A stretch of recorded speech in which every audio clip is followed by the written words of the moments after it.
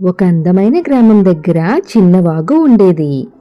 ఆ వాగుపై చాలా ఇరుకైన చెక్క వంతెన ఉండేది. ఒకరోజు ఒకవైపు నుంచి ఒక మేక, మరోవైపు నుండి ఇంకొక మేక వచ్చాయి. ఇద్దరూ ఒకేసారి వంతెన మధ్యలో కలిశాయి.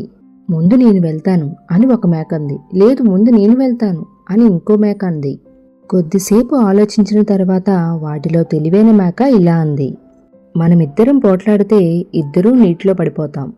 అందుకే నేను కింద కూర్చుంటాను, నువ్వు నా మీదుగా నెమ్మదిగా వెళ్ళిపో. మరో మేక అంగీకరించింది. అది నెమ్మదిగా దాని మీదుగా వెళ్ళింది. తర్వాత కూర్చున్న మేక కూడా సురక్షితంగా వంతెన దాటింది. ఇద్దరూ సంతోషంగా తమ దారిలో వెళ్ళిపోయారు. తెలివి, సహనం, సహకారం ఉంటే ఏ సమస్యనైనా సులభంగా పరిష్కరించవచ్చు. ఈ చిన్ని కథ మీకు నచ్చినట్టయితే లైక్ చేయండి, షేర్ చేయండి అండ్ అలాగే సబ్స్క్రైబ్ చేయడం మాత్రం మర్చిపోకండి. Thank you for watching.